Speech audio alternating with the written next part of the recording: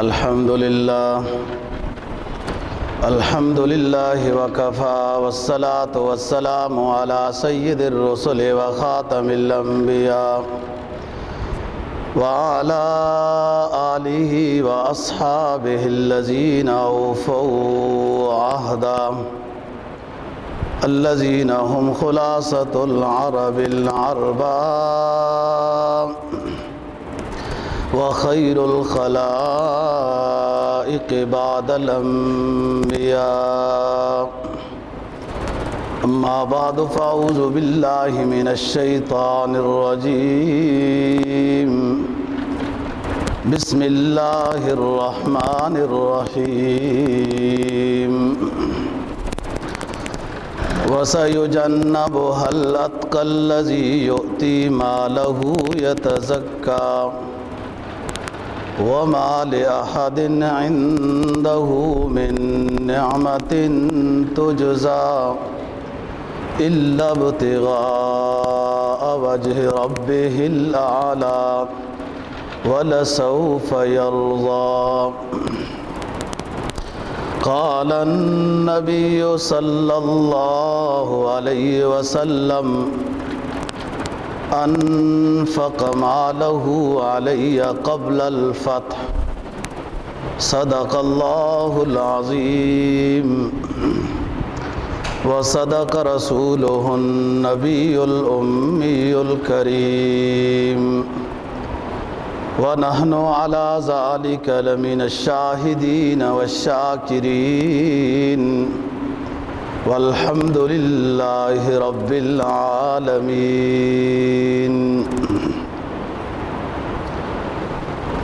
آخری پارہ سورہ لیل کی 3 آخری آیات تلاوت کی ہیں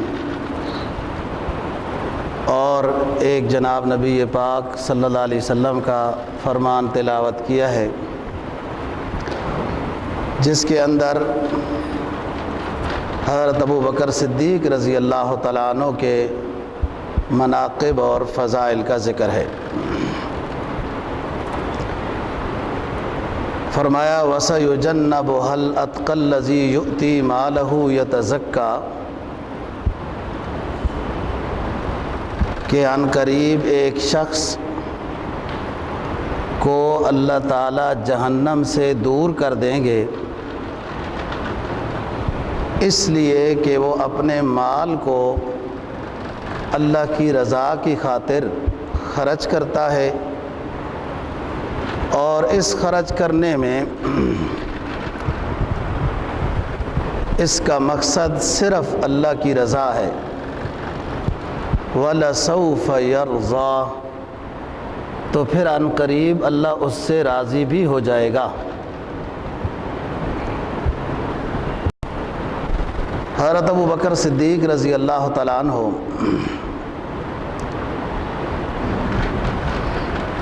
آپ کے اوپر جب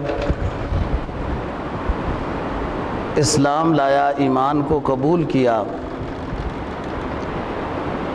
تو جن جن غلاموں نے اس وقت ابتدائے اسلام میں رسول پاک صلی اللہ علیہ وسلم کی صداقت کو دیکھتے ہوئے جن غریب کمزور غلاموں نے اسلام کو قبول کیا تھا، ان کو ان کے آقا بہت زیادہ مارتے تھے اور ظلم و ستم کا ایک تختہ مشق بنایا ہوا تھا۔ حضرت ابوبکر صدیق رضی اللہ تعالیٰ عنہ پرانے تاجر تھے اور صاحب ثروت تھے، یہ ان غلاموں کو خرید کر اللہ کی رضا کی خاطر آزاد کر دیتے تھے کہ تاکہ یہ اپنے اسلامی اعمال کے اوپر عمل کر سکیں۔ اگرچہ مکی زندگی میں تو نہ کوئی آزاد صحیح معنی میں اسلامی اعمال پر عمل کر سکتا تھا اور نہ کوئی غلام، لیکن پھر بھی یہ اپنی طرف سے جتنا ہو سکتا تھا ان غلاموں کو آزاد کر کے یہ اللہ کی رضا حاصل کرنا چاہتے تھے۔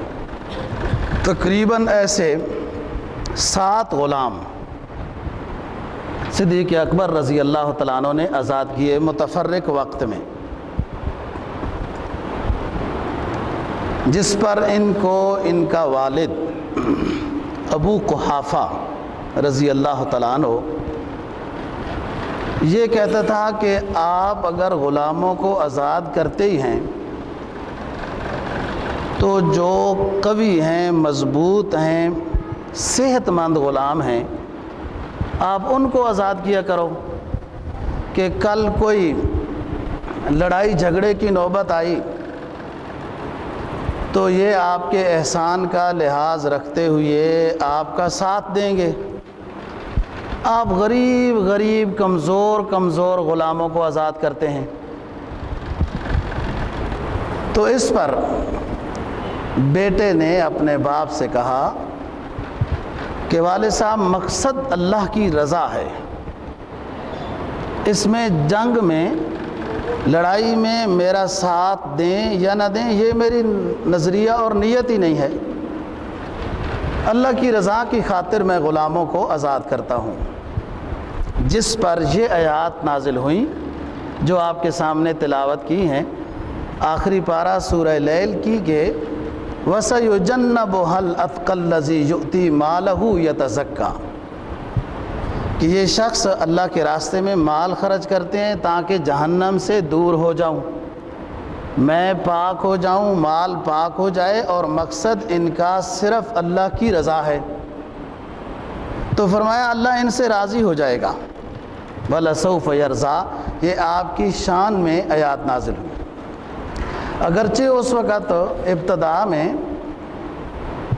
آپ کا والد مسلمان نہیں ہوا تھا، لیکن یہ ان والدوں میں ہے کہ جو راستے کی رکاوٹ بھی نہیں بنے تھے، یہ ان والدوں میں ہے۔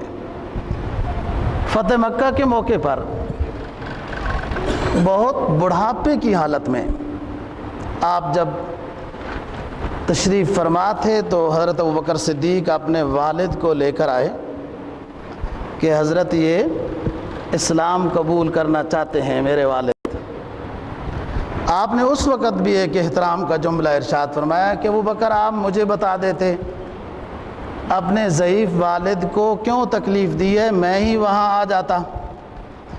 تو یہ بھی ایک احترام تھا حضرت ابوبکر صدیق رضی اللہ تعالیٰ عنہ کا۔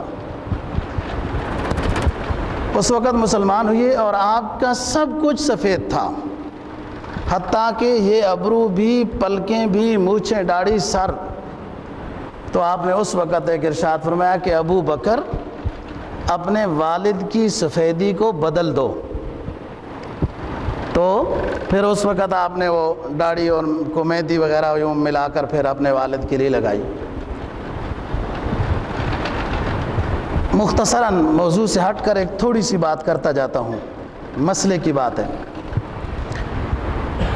جوانی کے عالم میں جو 60 سال سے پہلے کا ہے، سفید بالوں کو رنگ لگانا اور نہ لگانا یہ دونوں باتیں ہیں، محدثین نے لگانے کو زیادہ ترجیح دی ہے، اور اس میں امام ابو داود نے حدیث نقل کی بین القتم والحنا، براؤن رنگ جس کو آج کی اصطلاح میں کہتے ہیں، سرخ اور کالی مہندی کو مکس کر کے جو رنگ بنے گا، بین القتم والحنا، نہ لگانا اور لگانا دونوں جائز ہے، لیکن محدثین نے وہ براؤن رنگ لگانے کو محبوب کہا ہے، سنت کے قریب کہا ہے۔ سب صحابہ اکرام رضی اللہ تعالیٰ عنہ لگاتے تھے۔ رہی بات بڑھاپے کا زمانہ جو 60 سال کے بعد کا ہے، تو اس میں سرخ مہندی لگانے کو پسند کیا گیا ہے۔ بہرحال کوئی نہ بھی لگائے تو گنہگار نہیں ہے۔ عجیب بات ہے دوستو، اللہ کا نظام ہے کہ یہ اتنے بوڑھے تھے، حضرت ابوبکر صدیق رضی اللہ تعالیٰ عنہ اپنے محبوب پیغمبر کی غیر اختیاری سنت پر عمل کرتے ہوئے، غیر اختیاری سنت پر عمل کرتے ہوئے 63 سال کی عمر میں اللہ کی طرف روح منتقل ہو گئی، فوت ہو گئے، لیکن ابو ابھی زندہ تھے، اور یہ تقریباً 100 سال کی عمر میں ان کی وفات ہوئی مدینہ طیبہ میں۔ اور حضرت ابوبکر صدیق رضی اللہ تعالیٰ عنہ اللہ سے مانگتے تھے کہ اللہ جو آپ کے نبی کی اختیاری سنتیں ہیں نا، ابو بکر تو ان پر 1000 جان ہو تو قربان کر دیتا ہے، لیکن آپ کے محبوب پیغمبر کی ایک سنت غیر اختیاری بھی ہے، اور وہ ہے 63 سال میں فوت ہو جانا۔ اب میری موت میرے قبضے میں نہیں ہے یار، اب آپ کے قبضے میں ہے، میری موت 63 سال کی عمر میں ہو جائے۔ اور یہ غیر اختیاری سنت تھی، یہ بھی اللہ نے عطا کی ہے۔ تو 2 سال، صرف 2-2.5 سال آپ صلی اللہ علیہ وسلم سے چھوٹے ہیں، اور آپ کے ساتھ دوستی پہلے سے تھی۔ آپ کی عمر 18 سال ہے، آپ صلی اللہ علیہ وسلم کی عمر 20 سال ہے۔ شام کی طرف سفر ہوا تجارت کا، ملاقات ایک عیسائی عالم سے ہوئی، اس نے اپنی کتاب کی نشانیوں کی مدد سے رسول اللہ صلی اللہ علیہ وسلم کو پہچان لیا کہ یہ اللہ کا آخری رسول ہے۔ کہا آپ کون ہو؟ تو ابوبکر نے اس راہب کو بتایا کہ میں ان کا رفیق سفر ہوں۔ حضرت ابوبکر صدیق رضی اللہ تعالیٰ عنہ کو اس راہب نے بتایا کہ آپ کا رفیق سفر بہت قیمتی ہے، یہ اللہ کا آخری پیغمبر ہے۔ ابوبکر نے کہا اگر یہی بات ہے تو میں تو ان کا سچا ساتھی ہوں، جب یہ نبوت کا اعلان کریں گے میں اللہ سے دعا کرتا ہوں کہ سب سے پہلے میں ایمان لاؤں اور تصدیق کروں۔ اور ایسا ہی ہوا، جب آپ نے فرا پہاڑی کے اوپر نبوت کا اعلان کیا تو چچاؤں نے تو بد دعائیں شروع کر دی، اور سب سے پہلی آپ کی نبوت و صداقت پر گواہی حضرت ابوبکر صدیق رضی اللہ تعالیٰ عنہ نے دی۔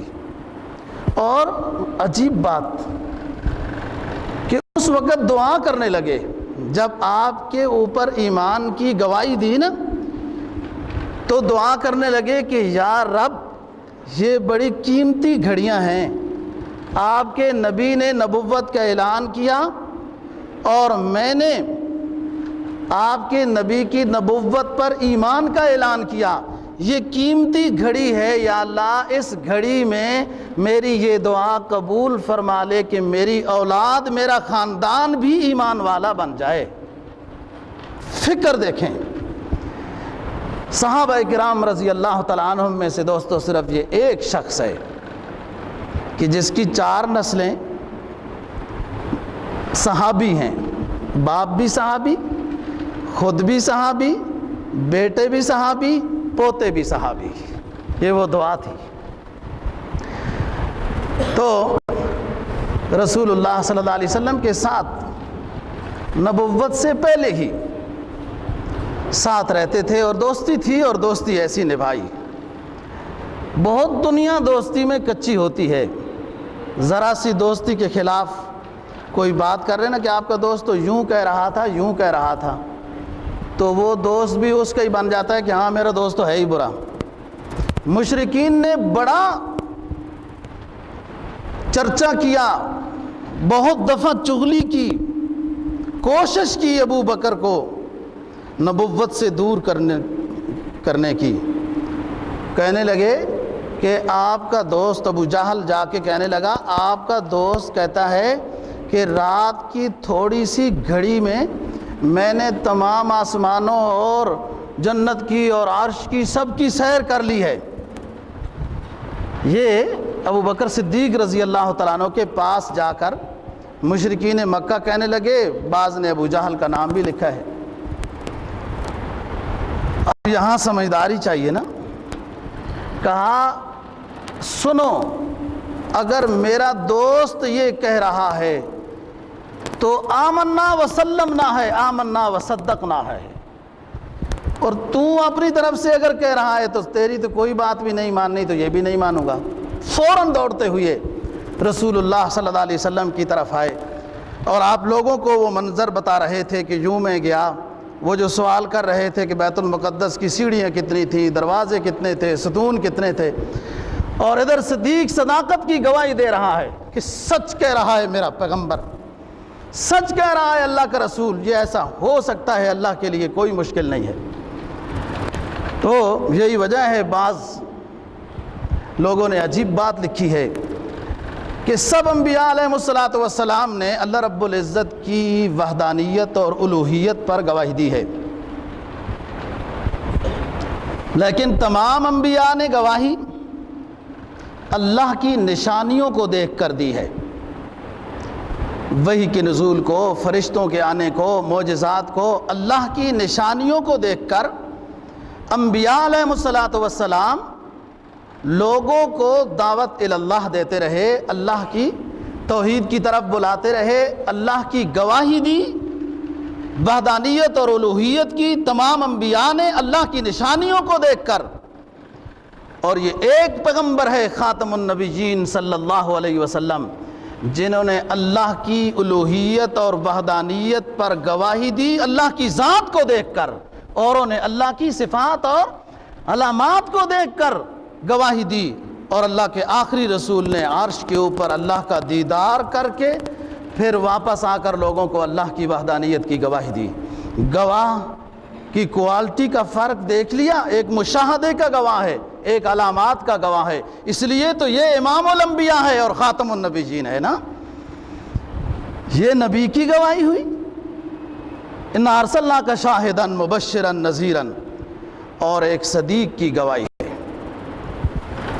کہ اور لوگوں نے بھی گواہی دی، لیکن صدیق نے اپنے نبی کو نبوت سے پہلے زمانے کو بھی دیکھا ہے، سفروں میں بھی دیکھا ہے، حضر میں بھی دیکھا ہے، اور گودی میں سلا کر بھی دیکھا ہے، ہجرت کے سفر میں بھی دیکھا ہے۔ جتنا صدیق نے نبی اکرم صلی اللہ علیہ وسلم کو دیکھا ہے اتنا کسی صحابی نے نہیں دیکھا۔ حضرت علی رضی اللہ تعالیٰ عنہ فرمایا کرتے تھے کہ سب لوگوں نے گواہی دی، لیکن صدیق نے رسول اللہ صلی اللہ علیہ وسلم کو جتنا قریب دیکھ کر گواہی دی ہے اتنی کسی نے بھی نہیں ایسی گواہی دی جیسے صدیق نے گواہی دی۔ وعد الصدق الذی کانوا یوعدون، کہ یہ ان کی گواہی ایسی سچی، پھر اللہ کے وعدے بھی ان کے ساتھ سچے ہوتے رہے۔ فرمایا رسول اللہ صلی اللہ علیہ وسلم نے ایک دفعہ جبرائیل علیہ السلام رسول اللہ صلی اللہ علیہ وسلم کے پاس بیٹھے ہیں، تو غزوہ تبوک کے بعد کی بات ہے، تو حضرت ابوبکر صدیق آ رہے ہیں اور ایک بڑی سی چادر اوڑھی ہوئی ہے اور یوں کانٹا لگایا ہوا ہے، ادھر سے کانٹا لگایا ہوا ہے۔ تو جبرائیل نے کہا کہ حضرت آپ کا دوست دیکھو خلاف عادت چادر پہن کر آ رہا ہے۔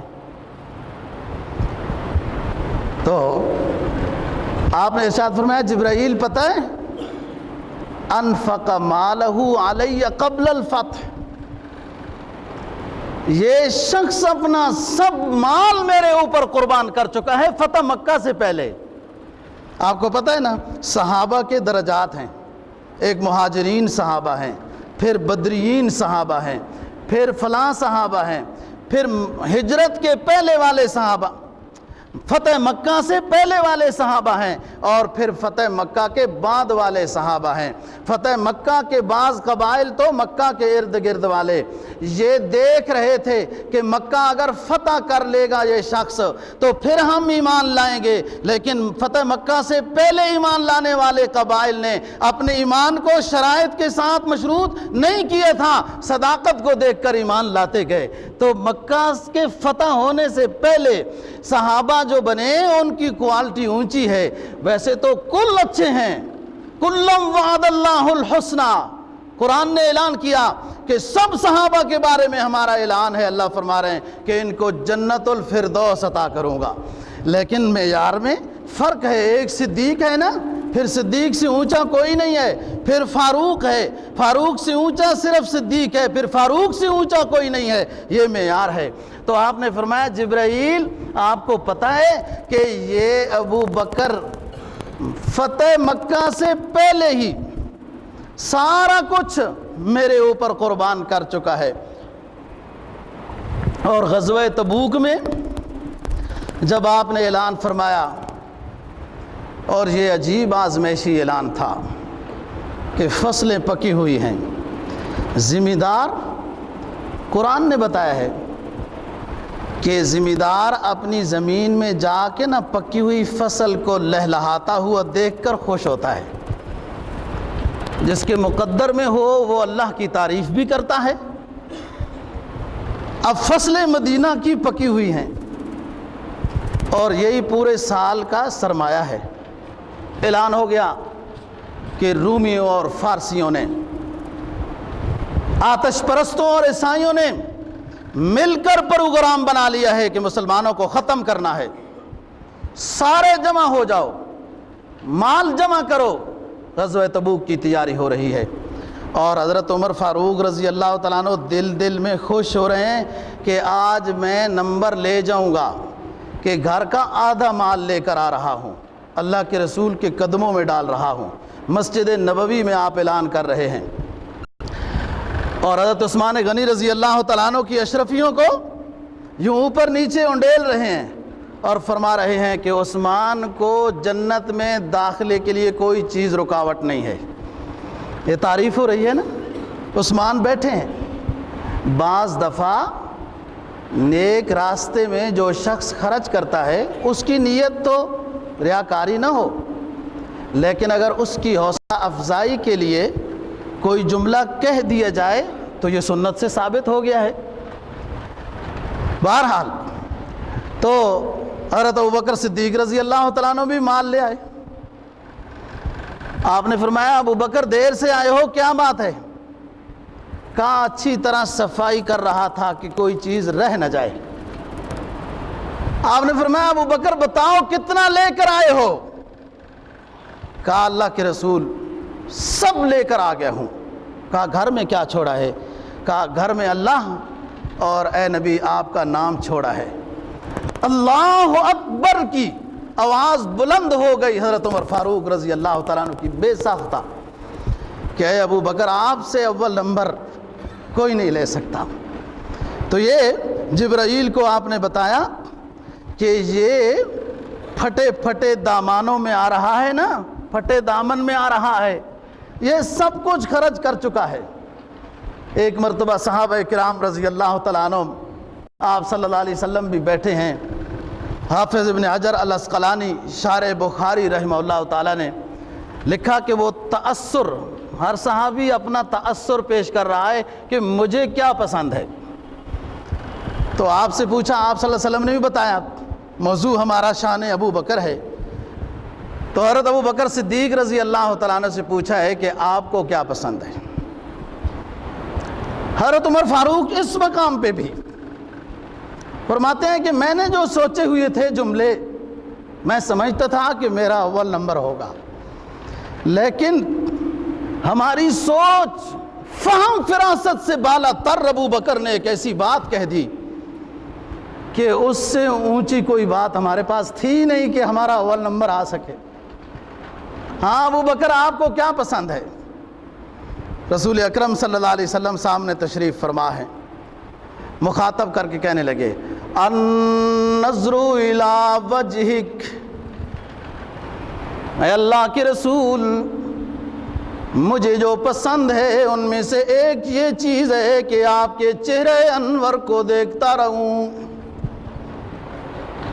ادھر عمر کی تکبیر کی آواز بلند ہو گئی، کہا واہ صدیق کتنی فراست کی بات کرتے ہو، یہ اعزاز اب ہم کہاں سے لائیں جو تم نے اپنے لیے منتخب کیا ہے کہ اللہ کے رسول مجھے یہ پسند ہے النظر الی وجہک، کہ آپ کے چہرے انور کو دیکھتا رہوں۔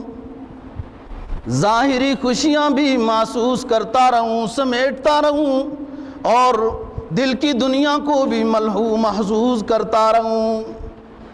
اور دوسری چیز مجھے یہ پسند ہے کہ انفاق مالی علی امرک، کہ اپنا سارا سرمایہ اور سارا مال، آپ کے صدیق گھر کا سارا سامان آپ کے قدموں میں حاضر کر دے۔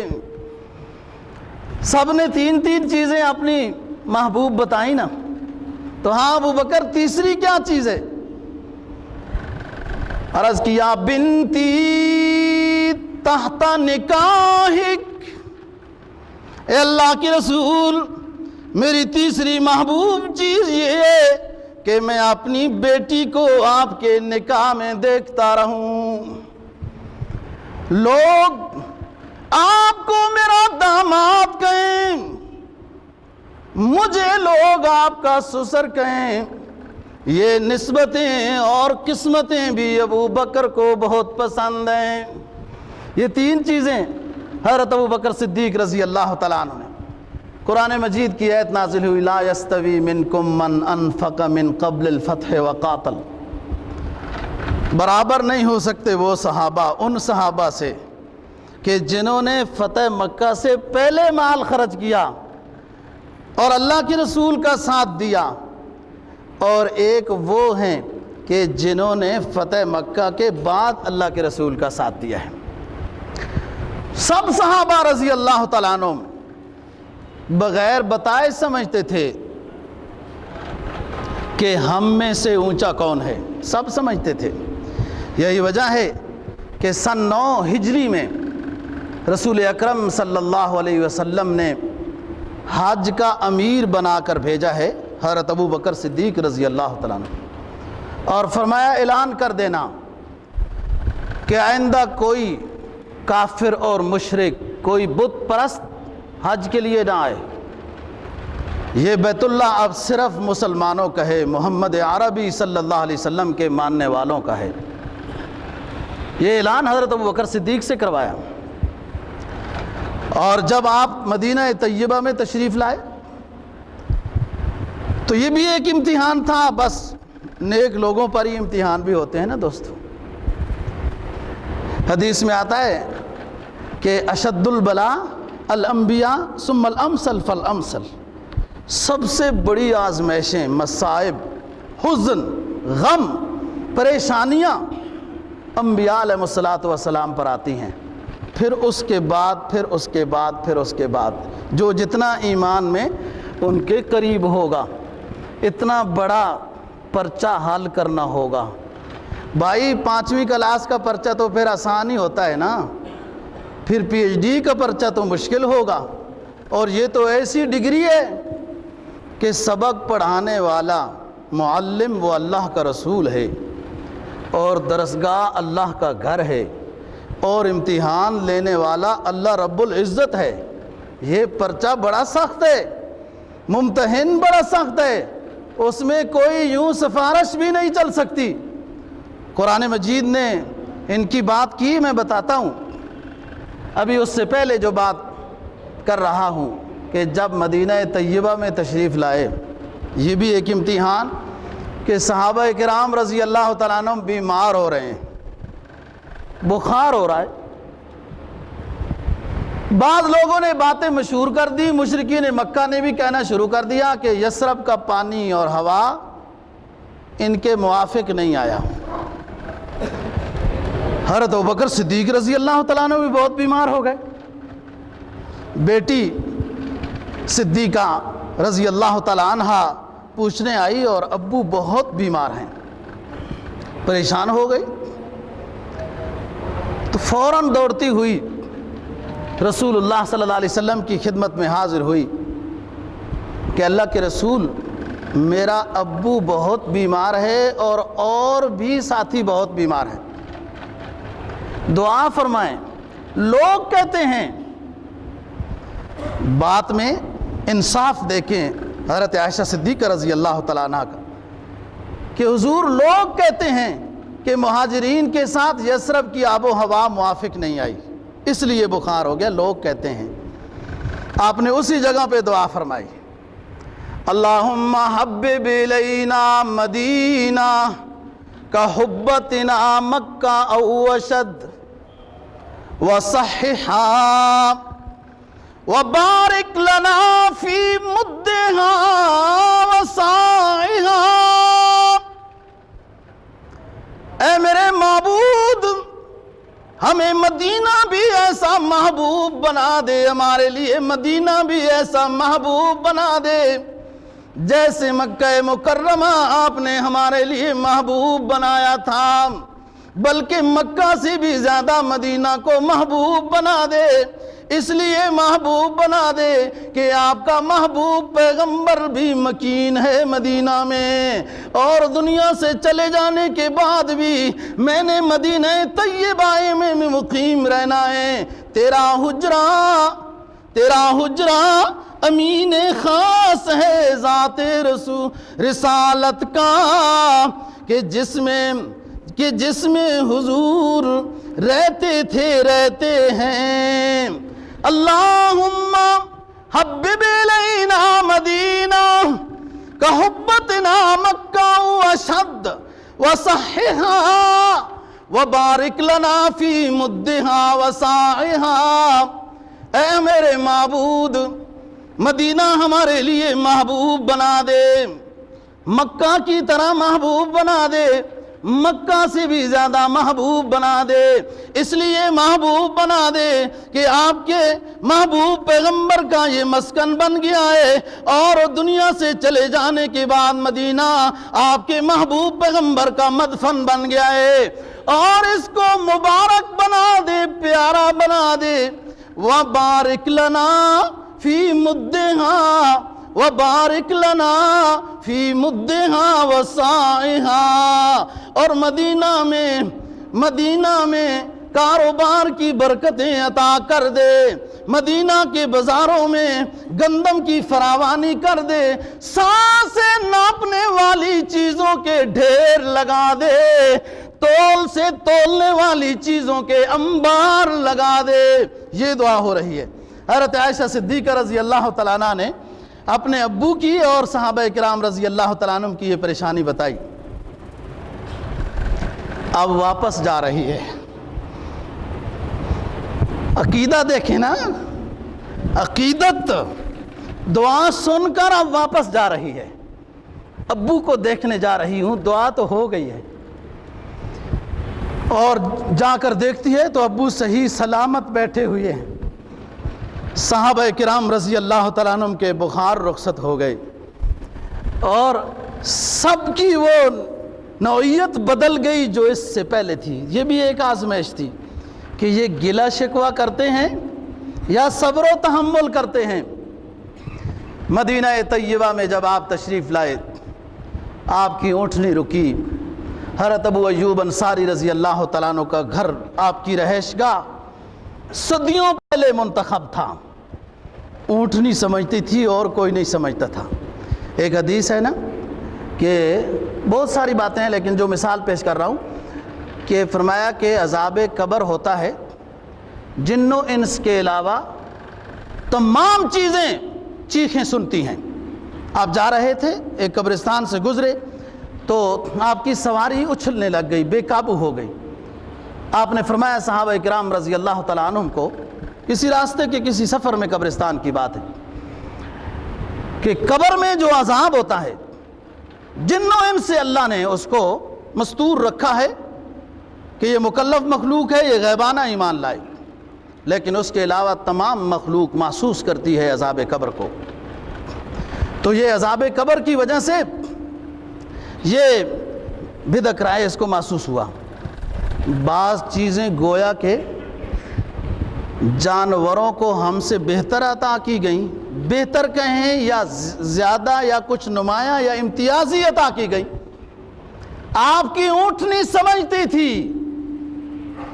کہ کس جگہ میں نے پڑاؤ ڈالنا ہے اور اللہ کی امانت کو اتارنا ہے، اور یہ صدیوں پہلے منتخب تھا کہ اس گھر کے اندر آپ صلی اللہ علیہ وسلم نے ٹھہرنا ہے۔ میں اس بات پر بیان کر چکا ہوں ہجرت رسول صلی اللہ علیہ وسلم کے موضوع پہ۔ بہرحال قیام ہو گیا، سو ہو گیا۔ دوسرے دن آپ نے جو صحابہ کرام آئے ہوئے تھے جمع کر لیا، قریب آ جاؤ بھائی، یہ میدان سا کس کا ہے جہاں مسجد نبوی ابھی بھی وہ اصل موجود ہے اور حد بھی لکھا ہوا ہے کہ یہ نبی پاک صلی اللہ علیہ وسلم کی مسجد کی حد ہے۔ اور کوشش کرنی چاہیے کہ اپنے اس دورانیے میں، ریاض الجنہ میں اور اس مسجد میں نوافل پڑھنے کی جو نبی پاک صلی اللہ علیہ وسلم نے بنائی اور آپ کے زمانے میں جو مسجد تھی، زیادہ برکات ہیں۔ آپ دیکھتے ہیں نا، مسجد میں آپ آتے ہیں تو ایک خاص قسم کی رونق محسوس ہوتی ہے۔ پھر یہ آگے بڑھتے جائیں نا، پھر بڑی مسجد حرام ہے، مسجد نبوی، پھر وہ جگہیں جن جگہوں پہ سجدہ رسول اللہ صلی اللہ علیہ وسلم نے کیا، صحابہ کرام رضی اللہ تعالیٰ عنہم نے کیا، اس کی خیر و برکت انوار کے کیا کہنے۔ آپ نے فرمایا کہ یہ میدان کس کا ہے؟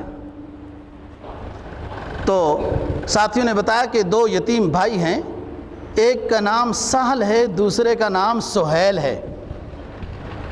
سہل اور سہیل صحابہ کے نام ہو گئے۔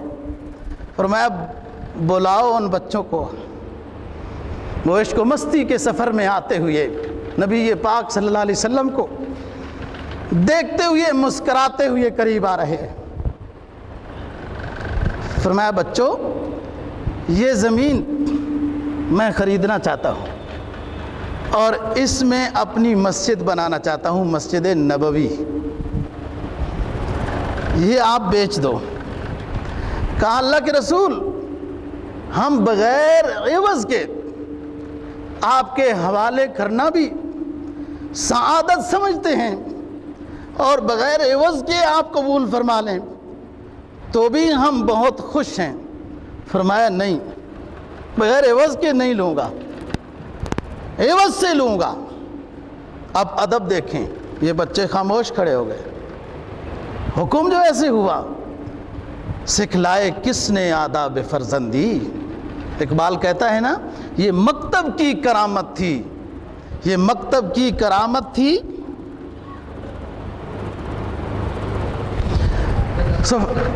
نام شاباش، جزاکم اللہ خیر۔ یہ مکتب کی کرامت تھی، یہ فیضان نظر تھا، آداب سکھلائے کس نے اسماعیل کو آداب فرزندی۔ وہ چھوٹے بچے ابھی مدرسے میں نہیں پڑھے تھے، مدرسہ تو اب بنے گا، اب بنے گا، مدرسے میں نہیں پڑھے تھے، دیکھ کر سب سمجھ گئے۔ یہی تو وجہ ہے، بتا چکا ہوں نا کہ صحابی کا لقب یہ اتنا اونچا لقب ہے کہ اور تمام القاب غلام ہیں۔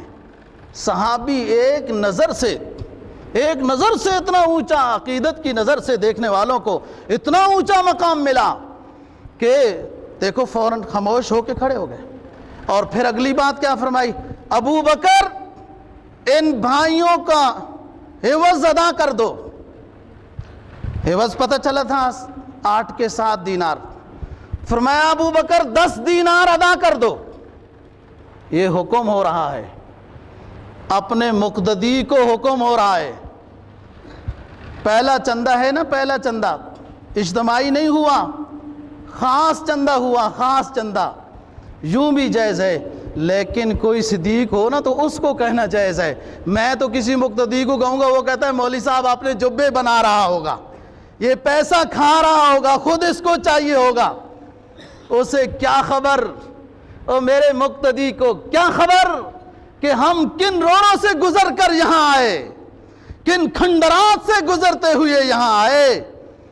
کوئی ایک مسجد، او اسلام آباد والو، پاکستان والو، اعلان کر رہا ہوں، کوئی ایک مسجد پورے پاکستان میں دکھاؤ، 6 منزلہ ہو، منظم نظام ہو، اور اندر کیا باہر بھی ٹیلیں لگی ہوئی ہوں، دور سے دیکھنے والوں کو ایمان کی مسکراہٹ مسجد پیش کرتی ہو، اور آج تک ہماری مسجد کے ہزاروں روپے کے بل آئے، ادا ہوئے، ایک دفعہ بھی ادنا چیز کی تار نہیں کٹی۔ یہ ہماری عزت ہے یا بدنامی ہے؟ لال مسجد جیسی مرکزی مسجد لاکھوں روپے کے بل کی لا ادائیگی، بے ادائیگی کی وجہ سے بجلی کٹی ہوئی ہے، اور بیسیوں مسجد کی بجلی اسلام آباد میں کٹی ہوئی ہے۔ اور کم بختو، مجھے نہیں سمجھتے ہو تو میرے قریب آ کر بیٹھو تو سمجھ جاؤ گے میں کون ہوں۔ ظرف تو پڑھو، کوالٹی تو دیکھو، تم تو بے رہ روی کے شکار تھے۔ اللہ نے مولانا عبداللہ مرحوم کی برکت سے مجھے یہاں بھیجا ہے۔ اور باتیں کرنے والوں سنو میری بات، یہ مولوی بزدل نہیں ہے۔ میں ان کھنڈرات میں بیٹھا ہوں کہ آپ کے قریب والے پلازے والا اور اس کے بڑے بڑے مشینری والے لوگ میرے خلاف بغاوت کا اور کیا سے کیا مقدمہ بنا کر مسجد نہیں بنانے دیتے تھے، وہ آج بھی زندہ ہے، پوچھ لو اس سے۔ لیکن میں اس وقت تقریر میں ایک جملہ پڑھا تھا، ادھر آؤ ظالم، ہنر آزمائیں، تم تیر آزماؤ ہم جگر آزمائیں۔ دیکھ لیا تھا، ایک مسجد تو پیش کر کے دیکھو۔ جمعے میں چندہ ڈالنے والے ساتھی وہ نہیں باتیں کرتے، جو منافق آتے ہیں وہ باتیں کرتے ہیں۔ 30,000 26,000 چندہ، بجلی کا بل 50,000، اگلے جمعے کو میں بتاتا ہوں ادا ہو گیا۔ وہ کیسے ادا ہوا؟ وہ ان کو فون کیا، وہ اس کو فون کیا، وہ اس کو فون کیا، وہ کراچی فون کیا، وہ کوئٹہ فون کیا، وہ سندھ فون کیا، وہ سرحد فون کیا اپنے ساتھیوں کو کہ یہ مشکل ہے۔ میں اس لیے چندے کا اعلان کرتا ہوں کہ آپ لوگوں کو یہ احساس ہو کہ یہ مسجد اوقاف کی نہیں ہے، یہ ہماری ذمہ داری پر ہے اور ہم اس کی ان نعمتوں کو حاصل کرتے ہیں۔ یہ صفائی ویسے نہیں ہوتی، اس پر 10 بندے مقرر ہیں۔ یہ باتھ روم اور یہ ٹوٹیاں اور یہ پانی موٹروں میں ویسے نہیں آتا، ہزاروں روپیہ اس پر خرچ ہوتا ہے اور تب یہ جا کر بنتا ہے۔ مت اپنے ایمان کو خراب کرو۔ میں وہ سمجھتا ہوں وہ گھڑیاں، میں وہ اپنی باتیں نہیں بتانا چاہتا جو مشکلات مجھ پر آئیں۔ کیوں؟ اس لیے کہ کہیں میری وہ نیکی ضائع نہ ہو جائے، نہ ایسا سمجھو۔ اور اگر کسی کو گھمنڈ ہے، کسی کو اپنی کسی چیز کے اوپر غرور ہے، مسجد کا 2 مہینے 3 مہینے انتظام کر کے دیکھے، اس کو سمجھ آ جائے گی کہ یہ کیا مشکل کام ہے اور کتنا عجیب کام ہے۔ لاکھوں روپیہ بل، ایک دفعہ جب سے مسجد بنی ہے آج تک ہماری کوئی تار نہیں کٹی۔ یہ آپ کی عزت کی بات کر رہا ہوں، ورنہ تو چندہ بعض دفعہ کم ہوتا ہے۔ میں ان ساتھیوں کے نام بھی نہیں لینا چاہتا کہ ان کی نیکی جو چھپی ہوئی ہے وہ رہے۔ میں ان سے 30,000 روپیہ قرضہ لیتا ہوں، 25,000 روپیہ قرضہ لیتا ہوں، ادھر بیٹھے ہیں، پھر وہ بل ادا کر دیتا ہوں۔ اور میں اگلی بات بھی بتاؤں، میں اگر بل کسی بینک میں داخل کرنے جاؤں اور میرا 50 روپے بھی کم ہو تو واپس کر دیتا ہے۔ میرے ساتھ تعاون کرنے والے فقیر لوگ ہیں، چھپے ہوئے لوگ ہیں۔ مجھے افسوس ہوتا ہے اس بینک پر کہ تیری اپنی مسجد ہے، ادھر ہی تو آ کر نماز پڑھتا ہے، اور کیشیئر تو منیجر سے مت وہ 50 روپے حاصل کر، اپنی تنخواہ میں سے ڈال دینا، گننے میں غلطی لگ جاتی ہے۔ تو بات یہ ہے دوستو، انتظامی شکل میں بعض دفعہ کسی خادم کو، مدرس کو، کسی مؤذن کو نکالنا پڑتا ہے کہ اس کی کوئی ایسی خرابی ہے، سمجھانے کے باوجود وہ نہیں سمجھا، باہر نکل کو ٹچ مچ کرتا رہے اور آپ اس کی باتوں میں آ جاؤ۔ میں نے دوستی کے لحاظ سے بلیو ایریا میں ایک شخص کو اتنا قیمتی پایا ہے، واللہ اگر وہ صاحب نسبت بزرگ اور عالم ہوتا تو میں اس دوستی کی نسبت سے اس کے ہاتھ کے اوپر بیعت کرتا۔ وہ اتنا قیمتی انسان ہے۔ نام یہی بات ہے کہ نہیں لیتا ہوں کہ اس کی نیکی ضائع نہ ہو جائے۔ خیال سے رہو۔ بات کر رہا تھا، رسول اکرم صلی اللہ علیہ وسلم نے اعلان کیا، جمع ہو جاؤ۔ سہل اور سہیل 2 بھائی جمع ہو گئے۔ فرمایا پیسوں سے زمین لیں گے اور ابو بکر پیسے ادا کر دو۔ 10 دینار حضرت ابو بکر صدیق رضی اللہ تعالیٰ عنہ نے ادا کیے۔ میں کہتا ہوں کوئی باتیں کرے نا، بلیو ایریا میں بہت سارے پلاٹ خالی ہیں اور مسجد کی ضرورت بھی ہے، ایک ایسی مسجد تو بنا دے، جتنی مسجدیں زیادہ بنے بہت اچھی بات ہے۔ باتھ روم کا نقشہ منظور کرانے میں اتنے مراحل لگ گئے، ایک لیٹرین ہے جو سب کی ضرورت ہے، نماز نبی جو پڑھے اس کی بھی ضرورت ہے، یہ مسلمان کافر ہر انسان کی ضرورت ہے، اور اس کے لیے اتنے مسائل ہیں۔ اگر کسی کی کوئی لیڈری ہے تو میں اس پر قربان، میں اس کو خوش آمدید کہتا ہوں، خراج تحسین پیش کرتا ہوں کہ وہ بیت الخلاؤں کا نقشہ منظور کرا دے، تعمیر نہ کرائے۔ اگر میں اللہ کی رضا کی خاطر مسجد کو بنانے والا ہوں، اللہ کی رضا کی خاطر یہ جملے بولنے والا ہوں، تو میرا رب میرے ایک اعلان میں اتنی تاثیر رکھے گا کہ بیت الخلاء کا کام شروع ہو جائے گا، نقشہ صرف منظور کرا دے۔ عالم میں دوستو 5 کوالٹیاں ہونی چاہیے۔ ایک عالم ہو، قرآن و حدیث تو جانتا ہو۔ نمبر 2 عامل ہو، نماز روزہ حج زکوٰۃ اسلام کا پابند ہو۔ نمبر 3 گفتگو ڈھنگ سے کرنا آتی ہو کہ لوگوں کے دلوں میں اس کی بات اترتی ہو، فصاحت و بلاغت سے گویائی کرتا ہو۔ اور نمبر 4 کسی سے ڈر نہ ہو، یہ عالم کی کوالٹی ہے۔ نمبر 5 کسی سے لالچ نہ ہو۔ جو لوگ مساجد اور مدارس کا خیال کرتے ہیں میں ان کی حوصلہ افزائی کرتا ہوں، وہ دفتر میں بھی آئے نا، میں نے مدینے کی کھجوریں رکھی ہوئی ہیں، مجھے بھی دل چاہتا ہے کھانے کو، لیکن رکھی ہوئی ہیں کہ جب وہ ساتھی آئیں گے تو ان کے اعزاز میں پیش کروں گا۔ یہ سنت ہے کہ اس دور میں مسجد اور مدارس کا وہ خیال کر رہے ہیں، ہم دعا کر سکتے ہیں اور مدینہ کی نسبت والی کھجور پیش کر سکتے ہیں۔ تو بات یہ ہے دوستو کہ حضرت ابو بکر صدیق رضی اللہ تعالیٰ عنہ نے وہ زمین خرید کر دی، اور رسول اللہ صلی اللہ علیہ وسلم اب مسجد بنانا شروع کر رہے ہیں، نقشہ بنا رہے ہیں، مسجد بن رہی ہے اور یہ ترتیب ہو رہی ہے۔ تو یہ 5 باتیں جب عالم میں ہوں تو وہ عالم۔ ابھی تک نہیں سمجھے ہو کہ آپ کا مولوی، میں سمجھتا ہوں کہ بعض ساتھی بعد میں آئے ہیں، وہ ہمیں کیا سمجھتے ہیں کہ یہ کیسے ہیں۔ تو بات یہ حضرت ابو بکر صدیق رضی اللہ تعالیٰ عنہ کی شان میں کہ اختیاری سنتوں پر بھی عمل تھا، غیر اختیاری سنتوں پر بھی اللہ نے عمل کرایا۔ اور کیسا عمل ہوا کہ جب روح قبض ہونے لگی تو 63 سال عمر پوری ہو گئی، پیر کا دن ہے، آپ صلی اللہ علیہ وسلم کو بھی مرض الوفات میں زہر جو یہودیوں نے دی تھی نا اس کا اثر محسوس ہو رہا تھا، ان کو بھی ایک دفعہ یہودیوں نے زہر دی تھی اور اس کا اثر اس وقت محسوس ہو رہا تھا حضرت ابوبکر صدیق رضی اللہ تعالیٰ عنہ۔ اور فرمایا کہ عائشہ مسواک چاہیے، آپ نے بھی مسواک عائشہ سے مانگا تھا، اور پھر فرمایا کہ چبا کر دو، آپ صلی اللہ علیہ وسلم کو بھی مسواک حضرت عائشہ صدیقہ رضی اللہ تعالیٰ عنہ نے چبا کر دیا ہے، حضرت ابوبکر صدیق کو بھی اپنی بیٹی حضرت عائشہ نے مسواک چبا کر دیا۔ اور پھر فرمایا کہ چارپائی، اس چارپائی پر مجھے لٹاؤ جس چارپائی پر میرے محبوب پیغمبر صلی اللہ علیہ وسلم کی روح قبض ہوئی ہے، اس چارپائی پر لٹایا گیا۔